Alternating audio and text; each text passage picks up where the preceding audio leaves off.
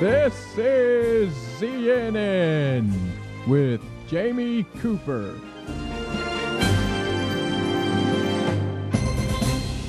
And good Tuesday morning. I'm Jamie Cooper. This is a live edition of ZNN. Let's get it cranking. News-Courier this morning, and they bring you this portion of the news, says reward offered for Ardmore bank robbery. I think this happened Friday. A $1,000 reward has been offered to anyone with information leading to the arrest and prosecution of a person responsible for Friday's robbery of the Ardmore, Tennessee bank. About 1:40 p.m., a black man about 5 feet 9 inches tall, wearing a black jacket, dark pants, Ray-Ban sunglasses, and a Miller beer hat. Well, they got an active description of him, didn't they? Witnesses saw the suspect run from the bank. Investigators looking for an older white Oldsmobile with a red top believed to be connected with the crime. Doc Oliver is still chasing him. By the way, Doc will be retiring next month up in Ardmore, and he's having a very special deal. One of our greatest people on earth, Doc Oliver, police chief up in Ardmore. Also, News-Courier, the Veterans Day Parade was, of course, Saturday morning. Tony's got video of that. We'll have that in just a moment. There are several parades tomorrow. I know Decatur's having one. Huntsville's got their big one tomorrow, too. But here's a picture of this out of the News-Courier over the weekend of the people celebrating Veterans Day.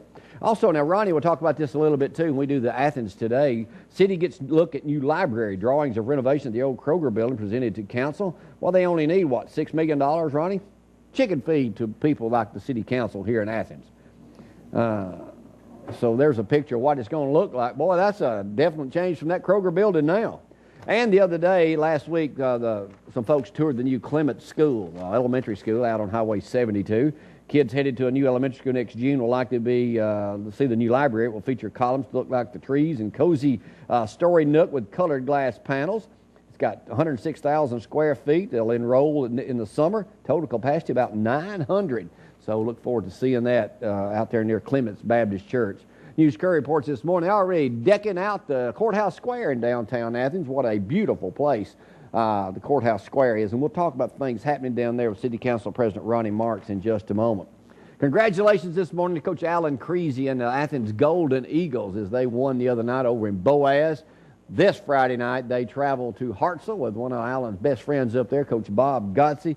That ought to be a showdown, and I was just reminded that it was 3 or 4 years ago when Athens was in a similar situation, traveled to Hartselle and defeated the Hartselle Tigers on their way to a state championship. Elkmont wins big in a 56-7 rout. Congratulations to Coach Jacob. Both teams had 7-3 records, and now Elkmont stomped them, basically. We were there early Saturday morning. We'll have an interview with Assistant Coach Holt coming up here in this next half hour, so y'all stay tuned for that. And UNA dropped to number 5 after they got beat by former coach Bobby Wallace. Now, that was something. And UNA didn't play well at all, but still, they get a bye because they are seeded number 1 in the playoffs. And in the News-Courier this morning, as was in Sunday's paper, you can read about our great sports programming here only on ZTV 11. Crimson Classics, the Coach Saban Show, Auburn Football, Coach's Show, Coach Bowden Show, Hunt, Fish, Cook with Donnie McElroy, and Sports Buzz with Brett Beard and Harold Bugg. All right, that's it for the News-Courier on this Tuesday morning. Let's